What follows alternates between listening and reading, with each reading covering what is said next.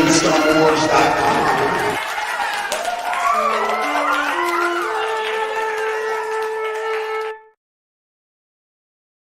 Hey YouTube, hey Internet, hey everyone, I'm Jason Ward from MakingStarWars.net, and today I'm going to talk a little bit about The Bad Batch and a little bit about Willow.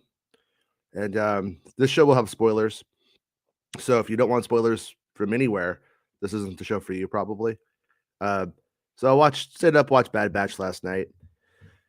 It was okay.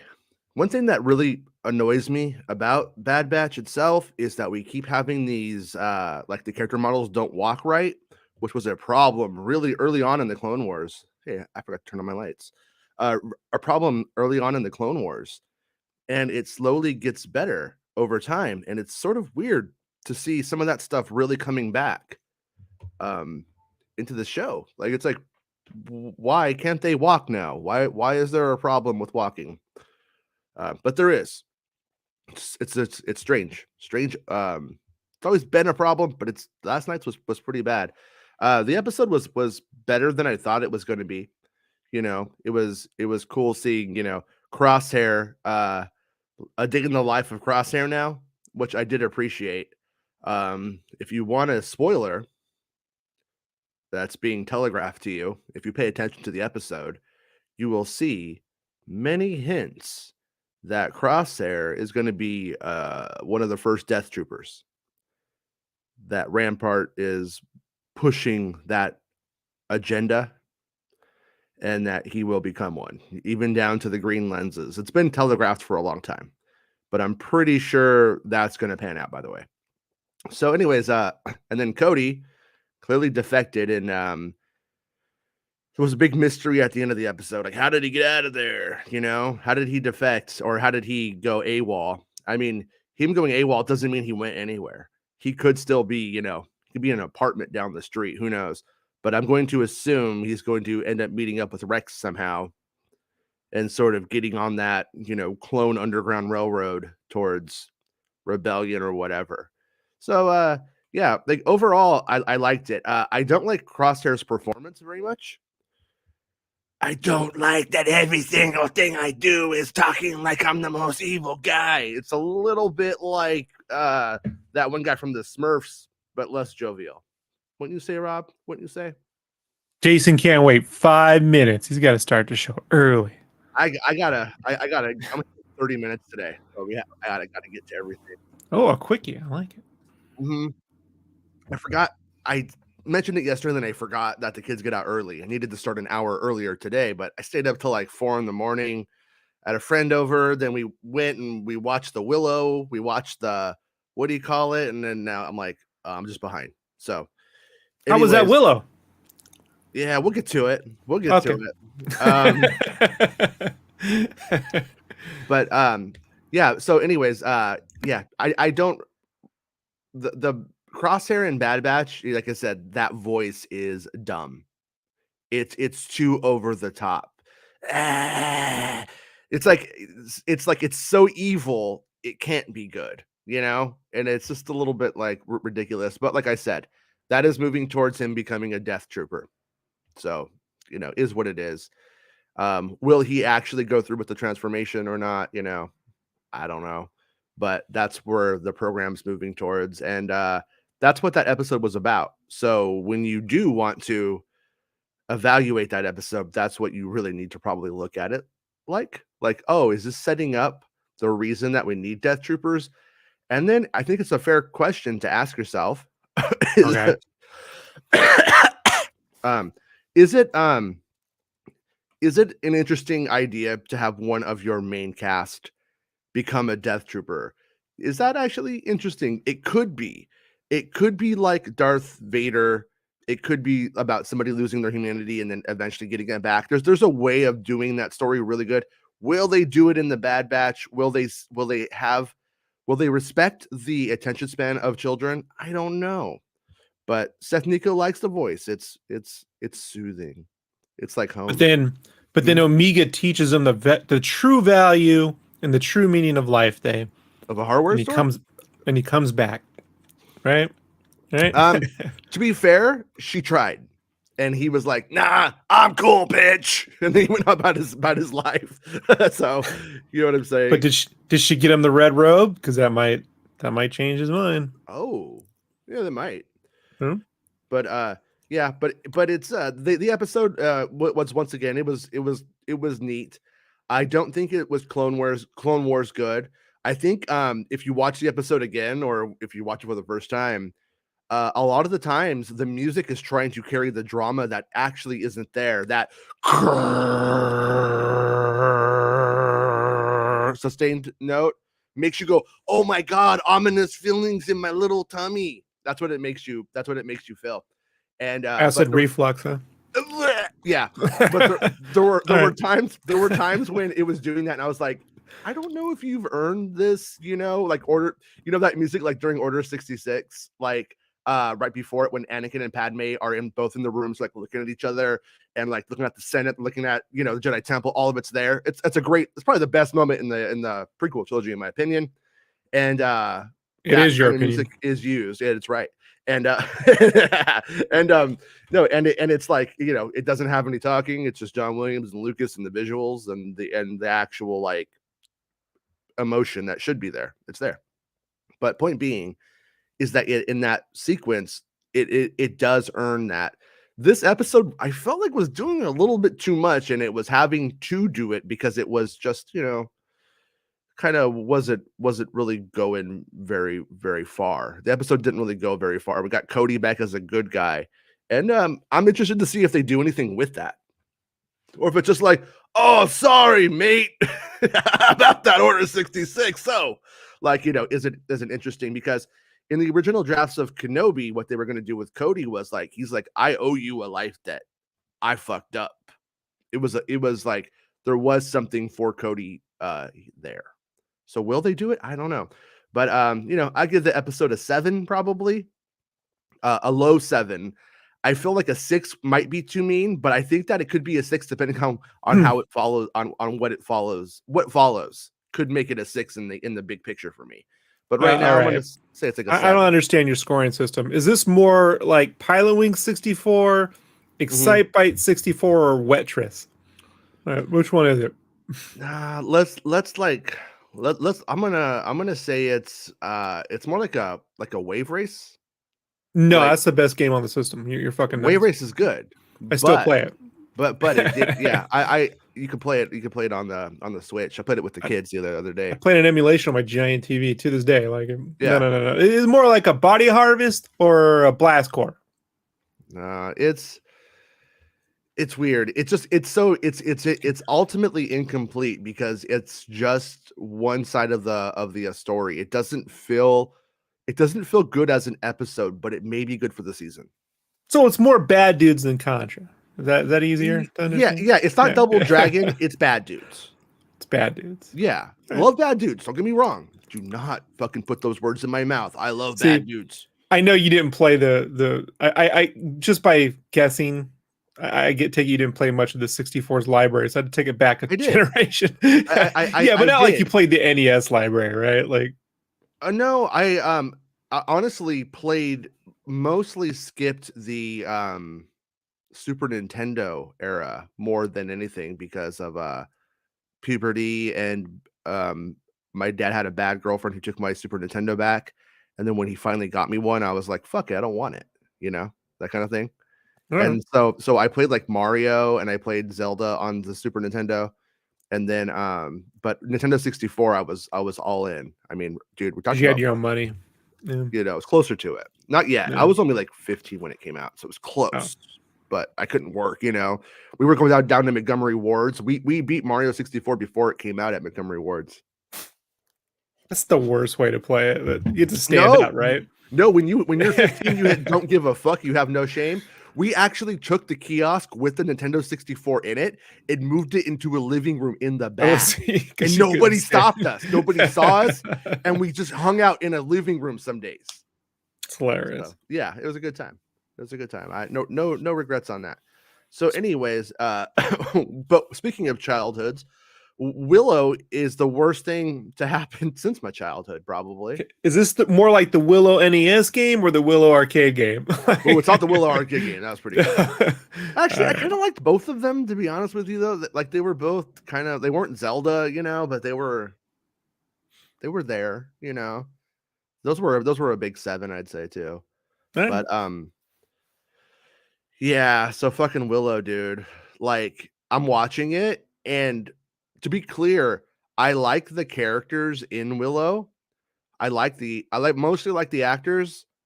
There was a lot that I liked, and the core story of it. In fact, you could re-edit Willow into something I probably would like. Like it could be re-edited into it. Willow was supposedly scripted this way, but it could have been fixed in the edit, and it wasn't. But it's just like at the end there, I'm like kind of getting into it again. The last 2 episodes are sort of well done in a way. However, fucking what is the line? It's so fucking awful, dude. Like, so the crone is the Bav Morda like avatar, if you will, for this, right? She's it's evil. They keep calling it a he, but then it's like a she. I don't know what's going on. But there's this moment where I'm finally kind of getting back into it. And then the crone looks at, I think, Kit and goes, "He's eternal, bitch." I just don't fucking follow. I love, you know me, dude. I love cussing. I love bad words. I'm all about it. But it's like, I don't know who this is for. I don't know who this show was for. I cannot put my fucking finger on it. And it's like I haven't seen it, Jason, but yeah. This reeks of when some how do I say this? Some like buyer who's like in their 40s or 50s gets in charge of Hot Topic or Spencer's or something, and then they're like, I know the kids, and then they're like, let's make Rick and Morty, but let's do "What's Up" jokes, and you're like, that's not. Yeah, so you're wrong. You're mashing 2 different things together, bud. Yeah, for sure. To be fair, the one I was told to do was Star Wars and "What's Up." This is in 2015, and you're just like, guys, you can't do that. Like, they made me do it, Jason. They made me do it. So this like bitch thing, it's like, or I guess I'm kidding. I guess maybe it's one of those things where like the studio was just like hands off, right? Hey, you seem to know what you're doing. You do it. Bob Dolman, who wrote the original Willow, was in the writer's room for this one and said it was the exact opposite. Oh yeah, they were way into it. George Lucas was like, "Hey, come back, bring something good, or you're fired." Like this, that was how Lucas did it.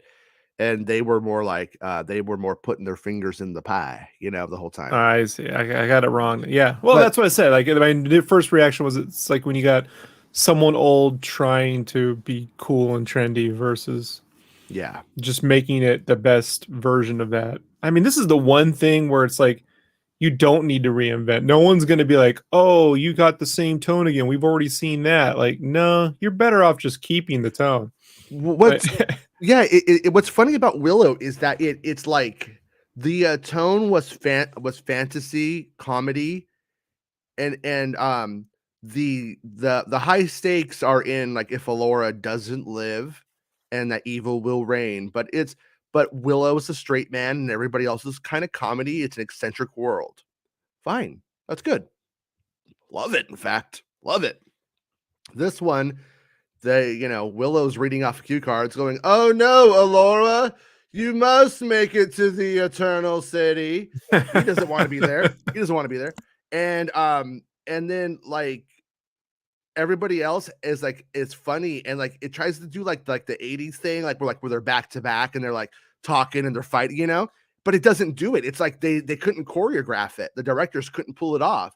And so there's a lot of weird scenes of people just putting their backs to each other for no reason. Just like, I got my eye on you. You can't hit me now. I don't know.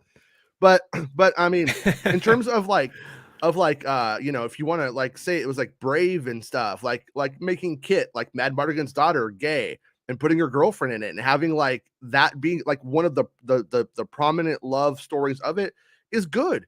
It's like I'm all for it.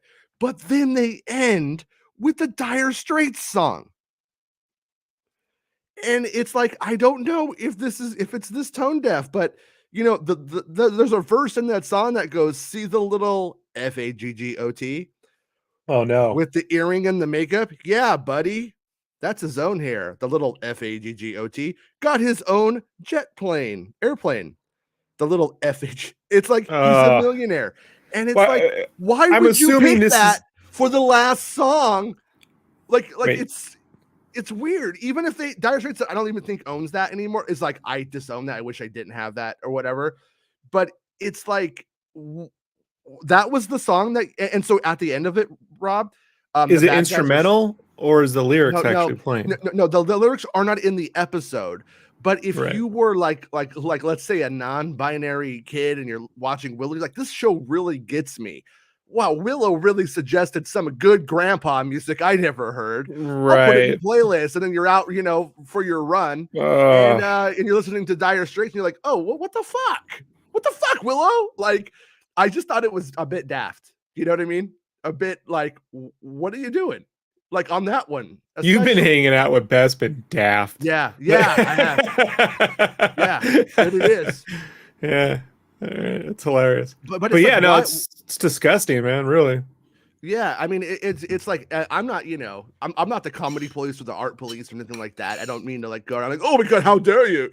It's not that. It's just like, what was the thinking in the room when they did that? And there had to be a point where they were like, hey, we need to edit out that verse. It's like, maybe there was another song. Maybe you could have just went with the Willow music. Maybe there was another song in the pantheon of songs. No, what's crazy to me about it isn't just that it's in there, which is fucking ridiculous to begin with, right? Mm-hmm. And should never have made the cut. It's that, like, man, this is an 80s property. That's a song. That word in the 80s was used quite liberally, dude. You know what I mean? It was. I grew up around the gay community pretty heavily from the day I was born. My mom's best friend was, super gay hairdresser, man. And he was fucking the best. But watching him get called that word when we would go out, like, was just, I mean, that's the first time I experienced like hate speech. You know what I mean? Yeah. There wasn't a word for hate speech in 1983, right? Like, that wasn't really the Twitter police, though. Like, they're so like inexperienced and just fucking, anti everything and on their high horse that I've honestly been called that word by gay men more than anybody ever in my whole entire life too, because even they were using it back then, but it was a bit in jest. But but that F word fell out of favor quickly in the 90s. You know what I mean? Like, it's like, it's not like, oh, that's some new, like, no, man, this was not cool. By the late 80s, it wasn't cool. Like, people woke up to that shit pretty quick, with the AIDS fucking epidemic and whatnot. So I just can't believe. I mean, it's there, but it's horrible. Yeah, dude. I mean, I don't know anything about Dire Straits, but if I had to guess, is that a band full of homophobes and all this stuff? No, they're not. They were honestly just probably a terrible product of the time. But let's talk about let's bring that into of the time. Is the song mostly known as "I Want My MTV" the best thing that you could decide to put Willow to make Willow youthful and for kids today? I mean, what do you want? You want Kit fucking pregnant on a reality show? That's what wanting your MTV means today. MTV is, for all intents and purposes, is dead. But anyways, it just goes to show. I mean, they could have got the Fat Boys. I mean, like, seriously. If you were going to go with music, there was a lot better places to take it. I'll tell you that much. The Disorderlies was my movie of 1987. That's all just gotta say. True. Remember in Electric Boogaloo when the guy dances around the room that like changes, that like moves? Remember? Yes. That was fucking cool. Yes. Like, Willow should have done that trick. That's what Willow should have done. But yeah, but like when all is said and done, like Willow hurts more that it wasn't. I jokingly put this in my tweet, but it's true.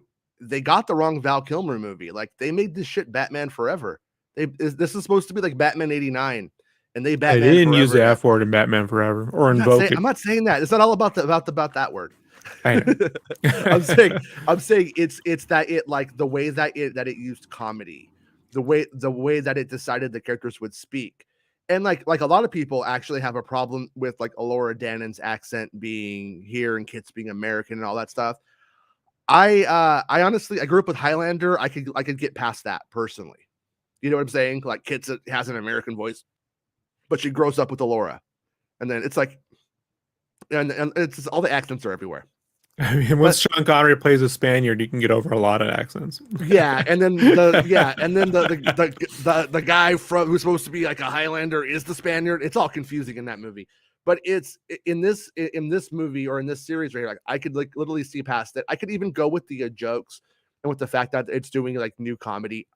I could get past it, but just like, you know, he's eternal bitch and stuff like that. It's just like it's a CGI version of Snoke. I'm not even kidding. It's Snoke dressed up as Bavmorda. Even like half the face is gone.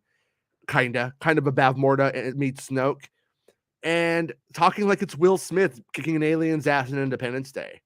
It's just, it doesn't understand what it is, what it's supposed to be, or what it could have been. Because if it did, it wouldn't have done it.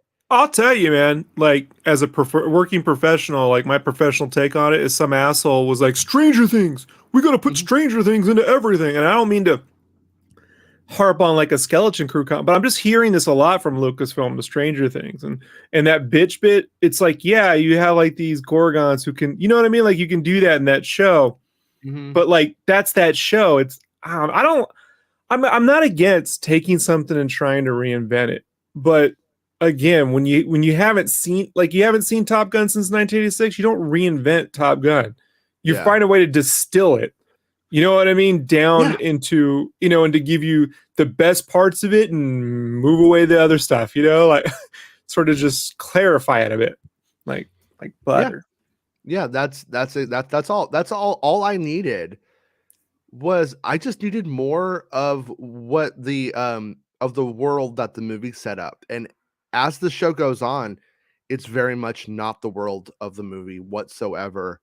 It's even like hard to reconcile that they coexist at the same time. Yeah. But what also hurts is the actual general story. It was probably, I'd give it probably a B-, but I would have been happy with a B- after waiting like my whole life for more Willow. And I will concede it's something I waited my whole life for. Of course, it was going to disappoint me, but that's not true. Because I Star Wars, I waited my whole life for tons of Star Wars, and it didn't disappoint me. Boba Fett climbed out of a Sarlacc in a show I didn't particularly love, but he didn't say "I'm back, bitch" when he did it, and Dire Straits didn't start playing. You know what I mean? He should have though. Like that, I would have accepted it. Like, yeah. Versus "I'm back, bitch" with respect. Like that would have, you know. yeah. It didn't need to be that way. They didn't do it any favors. And I would have been all for it becoming its own thing as time went on. Like as it continued, it would originally outgrow its original costume, if you will. You know what I mean? It would. Yeah. If you're gonna do multiple seasons, flip it up on the second. You know, sort of move it towards something. You know, something new shows up, and they're all experiencing something new, and it changes the world. Like, there's ways to do that, but I gotta tell you, man, I'm just not a fan of this Kasdan. Sorry.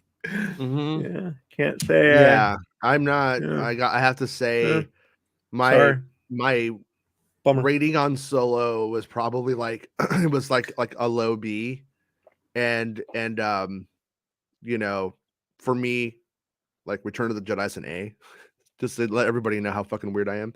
I love Return of the Jedi, and it is weird. Well, that's my fucking movie, man. That's my dopamine hit. I'm not telling you not to like it. Oh yeah, no, but you're shaming me on the internet, Rob. All No. right, Gina Carano, I'm shaming you because I slightly disagree with you in the slightest of You're ways, shaming me. and I'm shaming. When I'm asking for an apology, you're telling me beep bop. Yeah. Okay, The ghost mob is yeah.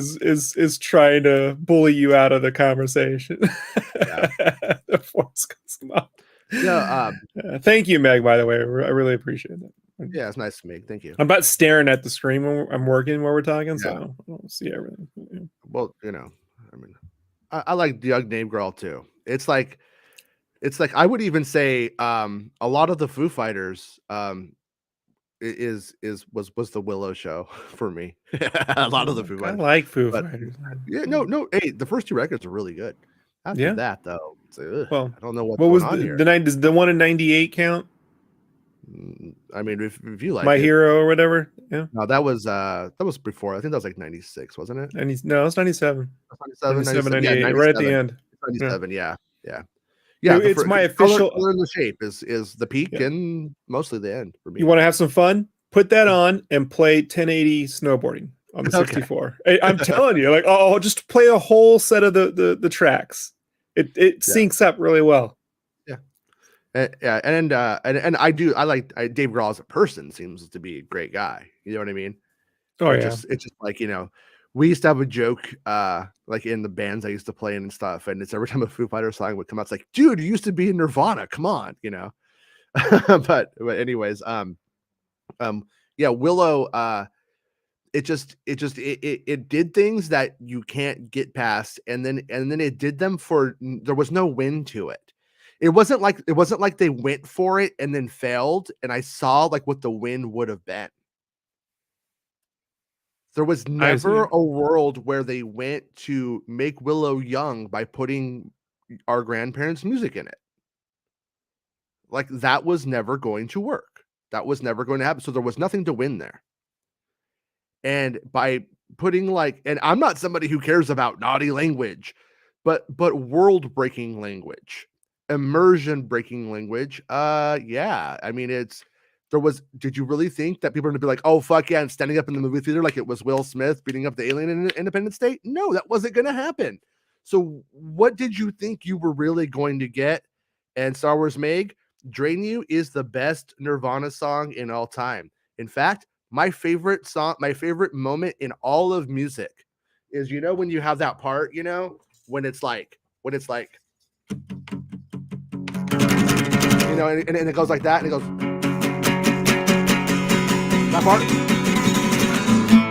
that part right there, when it goes back, that's my favorite part in all of music history.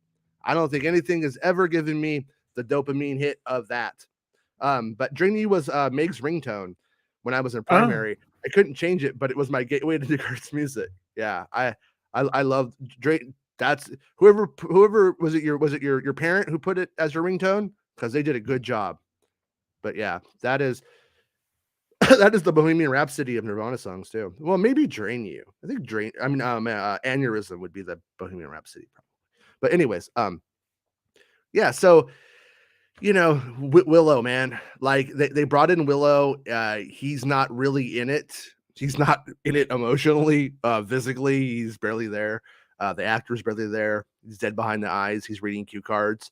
Unfortunately, Mad Mardigan can't be in it. We get a voiceover from him, just being a great dad, just being real encouraging here and there.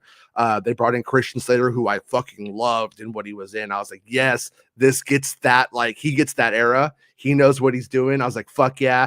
They killed him. He didn't come back. Maybe he'll come back if they make more seasons. Maybe it's one of those deaths. But in terms of this is a one and done season, he is dead. And I thought maybe he would come back in the finale, or maybe he would be in the Neither World and would escape the Neither World, like that more to put them in. And I thought there would be something to it there.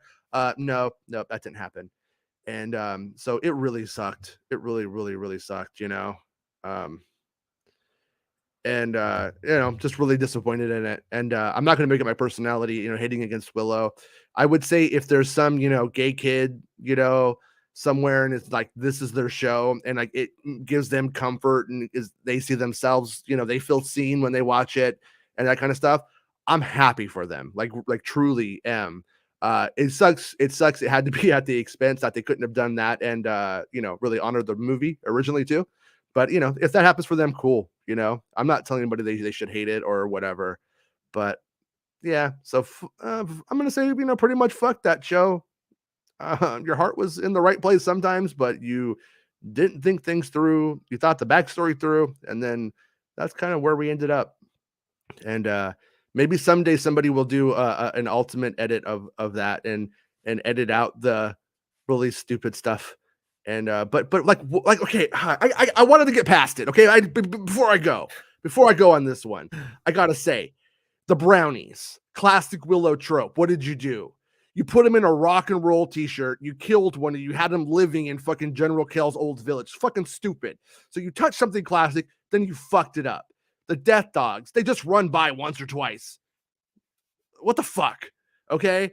And then after that you go, and then Mad Mardigan can't be in it. So it's not just sad. That's just sad, and that kind of fucking sucks.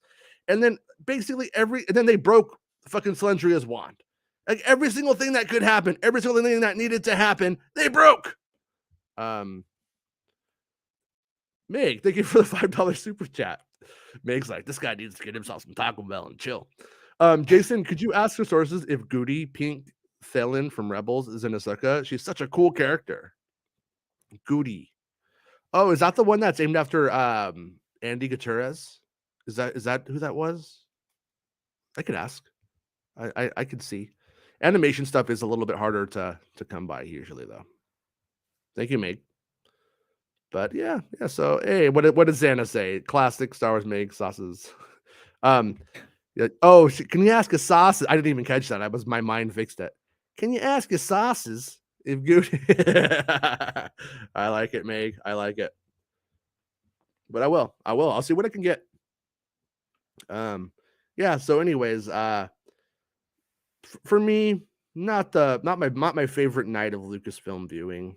Not the worst, bad. Like I said, Bad Batch. I wish Bad Batch had moved something really far forward for me in it, and I had a lot of people telling me like, "Hey, this next one is like the Clone Wars, bud. It's like it." I really disagree. I could do a whole video about how it wasn't like the Clone Wars, about what the differences were between the storytelling in the Clone Wars and this show. That said, there was a lot of the same stuff from the Clone Wars in it, so I could see how that would just make you happy cosmetically, and like, in a very superficial way, and all the way back to the bad walking from the original, from the early seasons of the Clone Wars. But yeah. So anyways, Rob, I don't know, man. I think you should probably refrain from watching both of these shows right now. No problem. Yeah. Well, no. I mean, I want it to be when you're reluctant, but I say like, Rob, you should just do it, man. I don't want it to be like, hey, then you do it, and you're like, no, I shouldn't have. So right. I'm like, on this one, I'm like, I think with Willow itself, just watching it all at once, like if you and the wife were just fucking not doing anything like on a Saturday and decided like let's just do it, like you probably would have an okay time, and then you'd have your critiques and you'd be like, well, I'm never gonna watch that again. But you could spend a Saturday doing something worse. You really could. But and since you don't love the original film like how I do, you probably would the hangups probably wouldn't hurt you how they got me. You know what I mean? Nice. But at the same time, it's not really worth your time. I do think that a fantasy series coming in and not doing what Game of Thrones does and not doing what Lord of the Rings does and being fun, brisk, I think there's room for that. I think there's always been room for that. And I think Willow fucked up its opportunity to be that. To be like gateway entry level fantasy, to be fun fantasy that's not about, your whole village getting R-worded. You know what I mean? That kind of stuff. Just let's just have a good time and have some laughs and see some fucking swords and magic. Who doesn't want that? Fortunately, the people who made Willow. Yeah, the people who made it. Because it wasn't very funny. They don't want it. I don't think. Yeah. I but I will say, breakout character was Borman. Love Borman. He was so fucking good at the end of the series. Even when they're going to face it, he tries to make out with the whole cast. He's like, "How about we just make out right here? How about we just get down?" Like he just tried, but it's funny, and because he thinks he's gonna die, so he's like, "Let's just fucking die." It's pretty funny. The character's good. My hope is that they spin off a Borman spinoff, and they treat it like the Willow series, like Mad Mardigan's world. That would be the best answer to this going forward, I think. And also, there was a Chimerian Kiris, and Kit just wears it, who's not a Chimerian, and Alora is a Chimerian. So it would have made sense that Alora wore it in the final battle, and that was the reason that it didn't work for anybody. But whatever. Okay, I just disagree with the choice, but they could have that one. So, anyways, yeah, I think that's the show for today. I have to go pick up the old kids, and they have an early day. Today's their first day back at school for after winter break, so I got to pick them up, and they're probably going to be hungry because they probably didn't eat their school lunch. It's what they do. They don't like the school food sometimes. So yeah, I don't blame them. But we'll be back tomorrow at 1 p.m. Pacific Standard Time talking about normal Star Wars stuff, the normal Star Wars news day.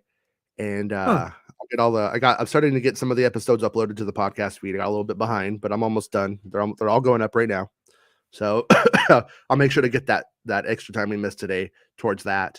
And then tomorrow we'll be back on track talking about old Star Wars and what's going on with it and stuff like that. And like I said, that guy's going to be a Death Trooper, you guys. You're going to watch. You'll see. Yeah. Anything to add before we go, Rob? I just talked at you today, but you didn't watch the show. So don't watch this. I do well in the guessing, though. Like Santa said, we ranked well, and I helped you guess. Oh yeah, I predict. Yeah, I don't even watch it. I do better not watching it than predicting than I do. Yeah, that's true. That's definitely true. But yeah, I think with the questions in Santa's poll this year, Santa's poll, I think that it's going to be kind of easy to get them right because they're so specific about certain things. And but we will see. Hold on, Meg has one question before we go. Wait, if Crosshair will be a Death Trooper, is there any possibility of an appearance in Andor 2? I'm gonna just throw it out there. I don't really know. I mean, that's like a good question because when I learned this, I gotta go. I was like, you know what? I'm like, is he the ones in Rogue One? Is he just a Death Trooper? But I think that when you become one, I think you might lose who you are. It's going to be, and he's part of the experimental program. So remember, it's about taking away clones' ability to be free, is what it sounds to be like. That's what Rampart wants. So, and they're like modified. They're modified humans, as far as we know. They're modified. Modified. So, anyways, I would not be surprised if he could be one, but I don't know if it'll ever be like stated, which one he was or whatever. But yeah, but I mean, is he the one with Dedra, and at the end of the season, when we see her with those two Death Troopers, maybe. But all right, guys, I have to go pick up the kids. I'll see everybody tomorrow. Rob, I'll talk to you in a bit. Okay. It's the end of the show. Come on, let's go. Hey! It's the end of the show. Come on, let's go. Hey! It's the end of the show. Come on, let's go. Hey! You should go.